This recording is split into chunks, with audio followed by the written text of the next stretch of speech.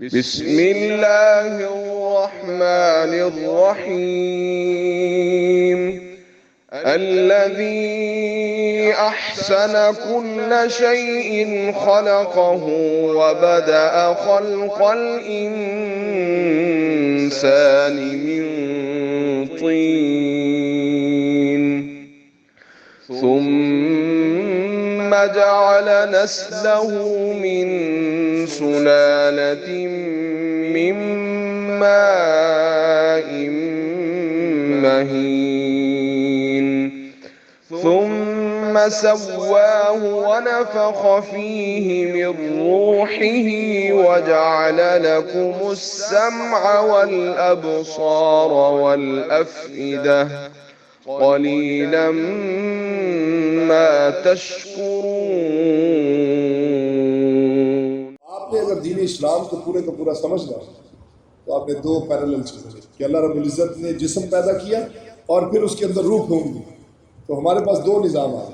دین اسلام کو سمجھنے کے لیے بہت سادہ سی آپ کو میں یہ ایکسپلینیشن دے رہا ہوں کہ آپ پریشان ہیں، فرقے ہیں، فلاں یہ کہتا ہے، فلاں یہ کہتا ہے، میں کیا کروں، فلاں کیا کروں، اسلام کو اسٹڈی کیسے کریں؟ تو سمپل بیسکس پہ چلے جائیں، بنیاد پہ چلے۔ بنیاد کیا ہے؟ انسان، اور انسان کس چیز سے بنا ہے؟ جسم اور روح۔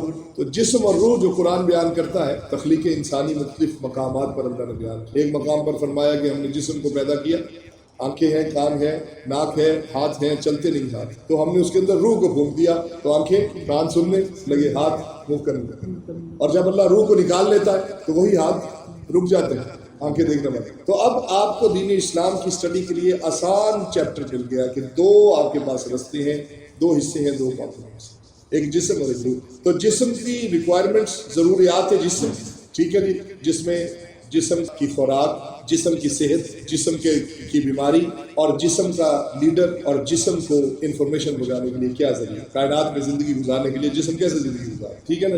ضروریات جسم میں یہ چیزیں، تو پہلی آ جاتی ہے خوراک۔ جسم مٹی سے بنا، اللہ نے اس کی خوراک بھی مٹی سے پیدا۔ آپ سبزیاں کھاتے ہیں، مٹی سے نکلتے، پھل درخت ہیں، مٹی سے نکلتے، بکرا بیف کھاتے ہیں، اس کی غذا گھاس ہے، گھاس مٹی سے نکلتی، دیسی مرغی کھاتے ہیں، اس کی غذا مٹی سے ہے، اس کے اندر طاقت اور ہے۔ ہر وہ چیز جسم کے لیے شفا ہے جس کے اندر مٹی کا عنصر کمپوننٹ پائے گا، جس میں مٹی کیا کمپوننٹ اجزاء شامل ہیں، تو وہ جسم کے لیے شفا ہے۔ اور ہر وہ غذا جس کے اندر مٹی کا ایلیمنٹ نہیں پایا جاتا، وہ ڈیزیز ہے، وہ کینسر ہے، وہ ڈائبٹیز ہے، وہ شوگر ہے، وہ بلڈ پریشر، وہ ہارٹ اٹیکس۔ اور وہ غذا کیا ہے؟ جنک فوڈ، پروسیسڈ فوڈ، ان آرگینک فوڈ، ٹھیک ہے جی۔ فیکٹری میں آیا، کیمیکل تھا، کیمیکل کو ملایا، اس کے اندر فلیور ڈالا، ایک ذائقہ پیدا ہوا، جوس بن گیا۔ برائلر لیا، غذا فیکٹری میں پیدا کی، برائلر کی بھی جو ہے وہ شیڈ بنا لیا، اسی میں 40 دن میں تیار کیا، میکڈونلڈ کو دیا، میکڈونلڈ نے اس کو مشینوں میں گرم کیا، الیکٹرانک ویوز کے ذریعے، مائکرو ویوز کے ذریعے، مائکرو ویوز کے ذریعے، اور آپ کے پیٹ میں ڈال دیا۔ سب وے نے، میکڈونلڈ نے، KFC نے۔ بچوں کے اندر میوٹیشنز آ جاتی ہیں، سیلز کے اندر چینج آتی ہے، لپڈ پر آکسیڈیشن ہوتی ہے، اور انسان کے اندر DNA ڈیمیج ہوتا ہے۔ دس از کینسر۔ اسی لیے آپ اس صدی کے اندر دیکھیں، سب سے زیادہ کینسر کے اسپتال بنے، سب سے زیادہ شوگر ہے، سب سے زیادہ بلڈ پریشر ہے، سب سے زیادہ کارڈیالوجی کے ہاسپٹلس بنے۔ ریزن از کہ آپ کی خوراک آرگینک سے ان آرگینک میں شفٹ ہو گئی ہے۔ تو آپ 100 سال پیچھے چلے جائیں، اپنے بزرگوں کی عمریں دیکھ لیں، ان کے اندر ہارٹ اٹیک کا تصور نہیں تھا، ان کے اندر شوگر کا تصور نہیں تھا، ان کے اندر کینسر کا تصور نہیں تھا۔ 100 سال پہلے کیا وجہ تھی؟ کہ ان کی خوراک ساری مٹی سے لیتے تھے، ان کی خوراک کے اندر مٹی کا کمپوننٹ شامل تھا، اس لیے ان کو صحت بھی تھی، ان کی عمریں بھی لمبی، اور وہ عبادت بھی زیادہ کرتے کیونکہ ان کے اندر خوراک اوریجنل جاتی، آرگینک خوراک، ٹھیک ہے نا جی۔ دیسی گھی استعمال کرتے، پھل استعمال کرتے تھے، سبزیاں استعمال کرتے تھے، دالیں، گندم کم سے کم استعمال کرتے، تو ان کے اندر روحانیت بھی تھی۔ روحانیت کی ایک بڑی وجہ غذا کا استعمال۔ سیرت مصطفیٰ صلی اللہ علیہ وسلم سے اس ذات سے بڑی تو روحانیت کسی کی بات؟ اللہ کی مخلوق میں آقا کریم صلی اللہ علیہ وسلم کی ذات مبارکہ روحانیت کا مرکز و منبع ہے، اور ان کی غذا دیکھ لیا تو پتہ چلا کہ غذا کا بھی روحانیت کے اندر بہت بڑا رول ہے۔ غذا کس قسم کی ہونی چاہیے؟ غذا حلال ہونی چاہیے، آپ کی کمائی کا بھی اس میں رول ہے۔ تو یہ آپ کا خوراک ہو گئی جسم کی، اسی میں شفا اور صحت اور بیماری کا کانسیپٹ آ گیا۔ اور دوسرا یہ ہے کہ جسم کی سروائیول، اس میں زندہ کیسے رہنا ہے، تو اس کے لیے اللہ نے آپ کو ایک عقل دی ہے، اور اس عقل کے 5 وزیر ہیں جس کو حواس خمسہ کہتے ہیں۔ سنتے ہیں، دیکھتے ہیں، چکھتے ہیں، سنتے ہیں، اس سے آپ کو انفارمیشن ملتی ہیں، عقل میں جاتی ہیں، آپ کا ایک نظریہ بنتا ہے، یہ خوراک اچھی ہے نہیں ہے، یہ مولوی اچھی بات کر رہا ہے کیا کر رہا ہے۔ لیکن اس کے اندر کوئی بھی چیز اوتھینٹک نہیں ہے، اس میں اختلاف پایا جاتا ہے۔ یہی وجہ ہے کہ 5 ماں کے بیٹے ہیں، ایک چیز پر متفق نہیں ہوتے۔ جس نے جہاں سے سنا، جیسا دیکھا ویسے اس کے، حالانکہ ایک ہی ماں کے بیٹے ہیں اور ایک دوسرے سے محبت کرتے ہیں، ایک دوسرے کے مخالف نہیں ہیں، لیکن ان پانچوں کے فرقے مختلف ہیں۔ ایک کا نظریہ کوئی ہے، دوسرے کا کوئی ہے، تیسرا کوئی ہے، چوتھا کوئی نظریہ رکھتا ہے، اور عقل کی بنیاد پہ وہ ایک دوسرے کے دشمن ہے، اور کوئی ایک دوسرے کو گستاخ سمجھتا ہے اور وہ دوسرے کو جو ہے مشرک سمجھتا ہے اور وہ بے ادب سمجھتا ہے۔ اسی سے کائنات کے اندر لڑائیاں پیدا ہونے لگی، لیکن عقل ضروری ہے زندگی گزارنے کی۔ اسی طرح اللہ رب العزت نے 2 یہ حصے چونکہ پیدا کیے تو 2 ہی قسم کے علوم پیدا کیے۔ جسم کے لیے علم ظاہر کہلاتا ہے، جس کا منبع و مرکز عقل ہے، لیکن عقل کی لمیٹیشن ہے، عقل کبھی بھی آپ کو معرفت الہی تک نہیں لے جائے گی۔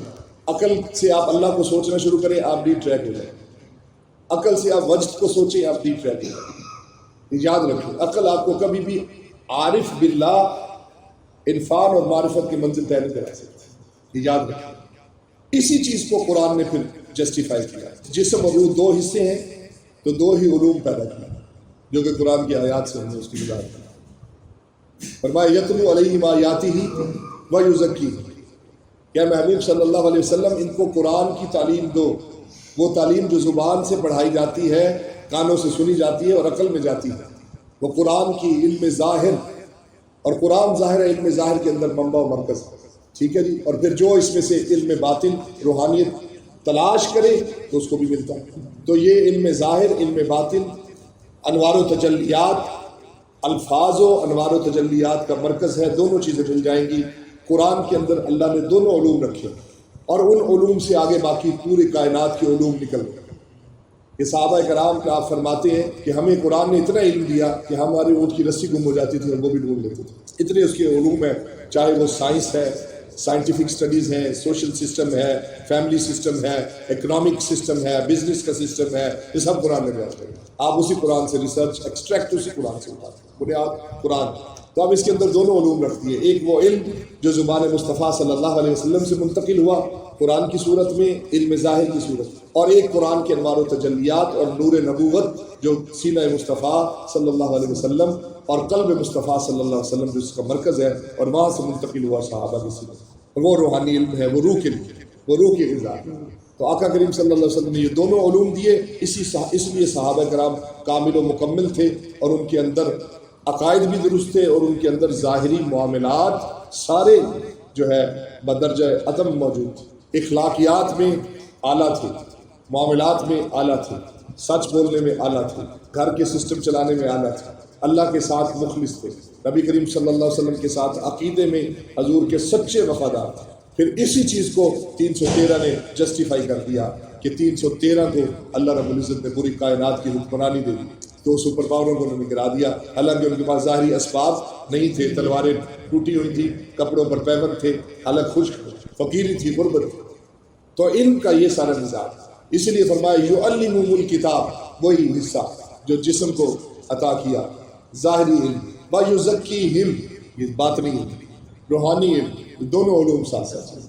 اس لیے علامہ اقبال نے بھی کہا یہ جہاں ہے تیرے لیے، یہ جسم کی طرف اشارہ کیا کہ اے جسم یہ جہاں تیرے لیے، جا گھوم پھر دیکھ، جا کغان نران، ندیاں دیکھ، آبشاریں دیکھ، اللہ کی تعریف کر، موسم دیکھ، فیملی تجھے دی، بیوی بچے دیے، بیوی کی صورت میں راحت دی، بیوی کی صورت میں راحت دی، ماں باپ کی صورت میں تمہیں جو ہے وہ عزتیں دی، پروٹیکشن دی، یہ اے جسم یہ جہاں ہے تیرے لیے، اور تو نہیں اس جہاں کے لیے۔ اور فرمایا روح تو اس جہاں کے لیے نہیں ہے، تو کسی اور جہاں کی ہے، عالم ارواح کی ہے، تو نے ادھر جانا ہے، تیرا کام عبادت ہے، ذکر ہے، تقویٰ، ٹھیک ہے نا جی۔ تو یہ ساری چیزیں نظرات، تو پہلا حصہ یہ ہو گیا۔ دوسرا حصہ روح ہے، تو روح کا بھی ایک بادشاہ ہے، 5 وزیر، بادشاہ لطیفہ قلب ہے، اور وزیر 5 لطائف خمسہ، لطیفہ قلب، روح، سر، خفی، اخفا، اور بادشاہ قلب ہے اور وزیر 5 ہیں، لطیفہ قلب، قلب نہیں، لطیفہ قلب، لطیفہ روح، لطیفہ سر، لطیفہ خفی، لطیفہ اخفا۔ اس کی غذا عبادت ہے، قرآن ہے، تقویٰ ہے۔ عبادت کرنے کے بعد جو تقویٰ پیدا ہوتا ہے، تو جب قلب آپ کا پاک ہوتا ہے، اس کو کہتے ہیں تقویٰ۔ قلب پاک ہوتا ہے تو نفس پاک ہوتا ہے، قلب پاک ہوتا ہے تو شیطان بھی اپنی سونڈ لگاتا ہے، تو کہاں لگاتا ہے؟ قلب میں۔ یعنی کہ سب سے پہلے دشمن آپ کے بادشاہ کو، آپ کی مشینری اس وقت رک جائے گی جب آپ کا ہیڈ آف ڈپارٹمنٹ رک جائے گی، آپ کی پورا سسٹم اور پیرالائز ہو جائے گی۔ تو بادشاہ آپ کا قلب ہے، نفس بھی قلب کو خراب کرتا ہے، شیطان بھی اس میں سون لگا کے اپنا وسوسہ ڈالتا ہے، اور قلب بادشاہ نے بتایا کہ قلب اگر بادشاہ اس کا توڑ دیا جائے تو ساری مشینری رک جائے گی، اور قلب کو قوت دی جاتی ہے۔ اس لیے نبی پاک صلی اللہ علیہ وسلم ارشاد فرمایا انسان کے جسم میں گوشت کا لوتھڑا ہے، اگر وہ ٹھیک ہو جائے تو تمام وجود ٹھیک ہو جاتا ہے، اس کو قلب کہتے ہیں یہ بادشاہ۔ تو اس لیے تمام روحانی عبادتیں جو رکھی گئی ہیں یہ آپ کے قلب کو پاک کرتی ہیں۔ اس لیے قرآن کے اندر 132 آیات کے اندر قلب کا ذکر فرمایا، وجد کی بات کی تو قلب سے تعلق رکھا، روحانی بیماریوں کی بات کی تو فرمایا قلب کی طرف اگر اطمینان و سکون کی بات کی تو قلب سے اس کا تعلق رکھا، اگر انسان گمراہی کے آخری حد پہ پہنچ جائے تو فرمایا ختم اللہ علی قلوب، تو قلوب جو ہے، قلب جو ہے یہ، اور پھر 5 وزیر ہیں لطیفہ قلب، لطیفہ روح، صرف یہ روحانی انفارمیشن دیتے ہیں کہ اس نماز میں کتنی لذت تھی، طواف کعبہ کر رہے ہیں کتنا لطف آ رہا ہے، رمضان کے اندر کتنا نور گر رہا ہے، کتنے فرشتے نازل ہو رہے ہیں۔ صفا مروہ پر بھاگنا ایک ایکسرسائز نہیں، آپ کے لطائف خمسہ جو آپ کے سینے میں ہے وہ آپ کو لذت دے رہے ہوتے ہیں اور آپ کے قلب کو قوت دے رہے ہوتے ہیں، یعنی کہ اپنی انفارمیشن سے وزیر جو ہوتے ہیں وہ بادشاہ کے لیے قوت کا باعث ہوتے ہیں، سپورٹیو ہوتے ہیں۔ تو یہ بنیادی طور پر سپیڈو میٹر ہے، آپ کے جو 4-5 لطائف ہیں، لطیفہ قلب، روح، سری، خفی، اخفا، یہ سپیڈو میٹر ہے، یہ عبادات کی سپیڈ بتاتے ہیں کہ یہاں پر کتنا نور ہے۔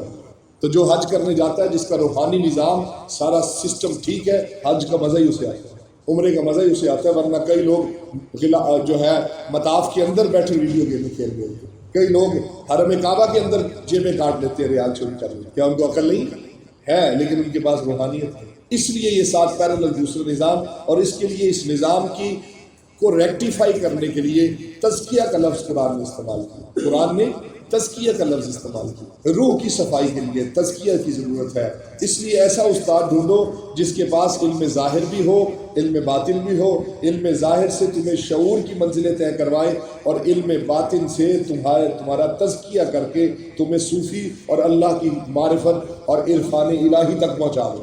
اور یہ دونوں چیزیں آپ کو صحابہ میں ملتی تھی، پھر تابعین، تبع تابعین، اور آج کے دور کے اندر صوفیوں میں ملتی ہے، اولیاء میں ملتی ہے، اولیاء میں ملتی ہے۔ ہر عالم صوفی نہیں ہوتا، لیکن جو اللہ کا ولی ہوتا ہے وہ عالم بھی ضرور ہوتا ہے، اس کو سارے مسائل شریعہ پتہ ہوتے ہیں۔ اور آج یہی وجہ ہے کہ اس سسٹم میں سے کافروں نے ہمیں صرف علم ظاہر پہ لگا کر ہمارے اندر بحث و مباحثہ چھیڑ دیا ہے، اور ہم سارے بحث و مباحثہ کی نظر ہو گئے ہیں اور ایک دوسرے کو کافر سمجھنے لگے۔ کافرانہ قوت نے ہماری روحانیت کی چین کو توڑ دیا، جس کی وجہ سے آپ کو خال خال روحانیت ملتی ہے۔ کہیں روحانیت نظر آئے تو لوگ اس پہ فتوے لگا دیتے ہیں، کہیں وجد نظر آئے تو لوگ اس وجد کے اوپر جو ہے گانوں کی ٹونیں لگا کے جو اس پہ فتوے لگا دیتے ہیں، ٹھیک ہے نا جی۔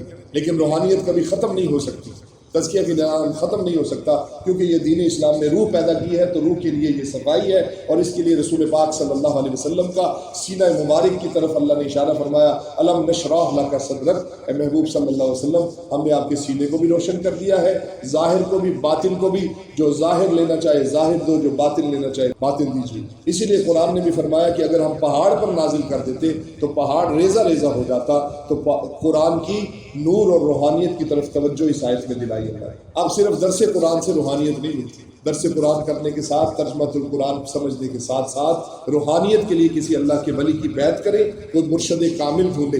میں پیروں کی بات نہیں کر رہا جو بازاروں میں بیٹھے ہیں، گھنگرو پہنے ہیں اور کتے رکھے ہیں اور جو ہے نسوار منہ میں رکھی اور پیر بنے پھرتے ہیں، ان کے اولیاء اللہ، مرشد کامل، وہ ٹیچر ہوتے ہیں، وہ بھی استاد اور معلم ہوتے ہیں۔ جو رسول اللہ صلی اللہ علیہ وسلم نے ارشاد فرمایا مجھے معلم بنا کر بھیجا ہے، تو حضور نے یہ دونوں علوم پڑھائے، تو دونوں نظام چل رہے ہیں۔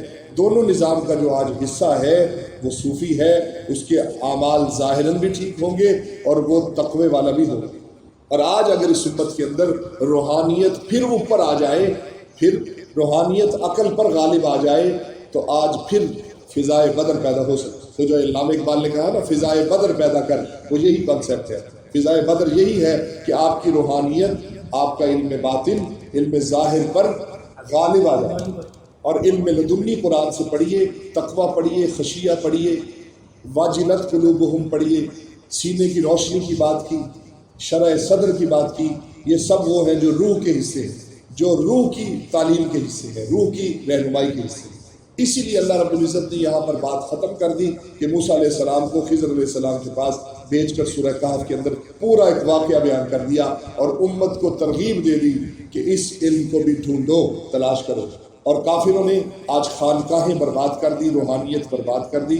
جو بچی کچی خانقاہیں تھیں وہ صاحبزادوں کی نظر ہو گئی، اور صاحبزادے جو ہیں وہ روحانیت کو چھوڑ کر، علم ظاہر کو چھوڑ کر گانوں پہ اور باقی خرافات میں پڑ گئے، اور جاہلانہ رسمیں شروع ہو گئی، درباروں پر جاہلانہ رسمیں شروع ہو گئی۔ میلوں کا کانسیپٹ دے دیا کہ عرس کو میلے میں بدل دیا کہ وہاں ڈھول بھی بج رہے ہیں، بیچ میں لڑکیاں، بیچ میں لڑکے، بیچ میں جلیبیاں چل رہی ہیں، بندر کے تماشے ہو رہے ہیں، ریچھ کے تماشے ہو رہے ہیں۔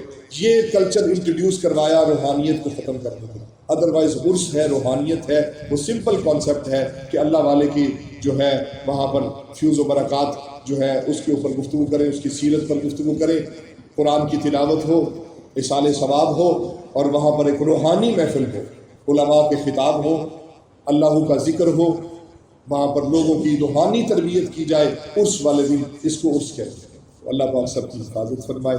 تو یہ دو بیسک لائنز کو پکڑ لیں، آپ کو سارا کانسیپٹ کلیئر ہو جائے۔ اس لیے علامہ اقبال نے کہا چشم بینا بھی کر خدا سے طلب کہ آنکھ کا نور دل کر لے۔ یہ خرد نے کہہ بھی دیا لا الہ تو کیا حاصل، دل و نگاہ مسلمان ہے تو کچھ نہیں۔ خرد کے پاس خبر کے سوا کچھ اور، تیرا علاج نظر کے سوا کچھ اور۔ پھر وہی آگے روحانیت کا چیپٹر شروع ہوتا ہے تو نگاہ مرد مومن سے بدل جاتی ہے۔ تو یہ سارا اس کے اندر ہے، یہ بیسک آپ کا کانسیپٹ ہے۔ تو آج ہمیں روحانیت کی ضرورت ہے۔ اگر یہ مل جائے تو فلسطین آزاد ہو جائے گا، کشمیر آزاد ہو جائے گا۔ اللہ پاک سب کی حفاظت فرمائے۔ علم ظاہر کے اوپر اسی وجہ سے انگریز ہمیں لڑا رہا ہے، ایسے بیچ میں مولوی پیدا کر دیتا، نئے نئے ٹاپک چھیڑ دیتا، وہ ایک دوسرے پہ فتوے لگا رہے ہیں اور مسلمان کا دشمن بنا ہے، اور ایسے ہی فرقہ واریت کو عروج ملا ہوا ہے۔ فرقہ واریت اس وقت سبسائڈ ہو جائے گی جب روحانیت اوپر آ جائے گی۔ کہتے ہیں جی فرقہ واریت کو ختم کرنے کا ڈاکٹر صاحب طریقہ بتائیں۔ میں نے کہا ختم تو شاید نہ ہو، کیونکہ فرقہ واریت نظریات کا نام ہے، تو عقل موجود ہے تو نظریے مختلف رہیں گے، البتہ یہ نظریات نیچے چلے جائیں اور روحانیت، تقویٰ، عبادت، اللہ کی معرفت اوپر آ جائے تو یہ نظریات ہر مسلمان کے لیے باعث اصلاح ہو جائے گا اور باعث امن ہوگا۔ اس لیے میں آخری بات کرتا ہوں کہ دو چیزیں، روحانیت سے عشق بنتا ہے اور ظاہری علم سے عقل بنتی ہے۔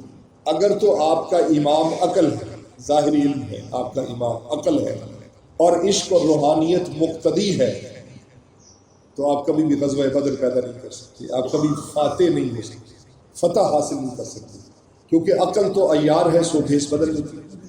عقل مفاد پرست ہے، سکے بھائی سے مفاد کے لیے ملتی ہے، ٹھیک ہے نا جی۔ اور اگر آپ کا عشق اور روحانیت ہوا امام اور عقل ہوئی مقتدی تو پھر غزوہ بدر پیدا ہوگی اور اسلام پوری دنیا پر غالب ہو جائے گا۔ اللہ پاک سب کی حفاظت فرمائے۔ وما علینا الا البلاغ۔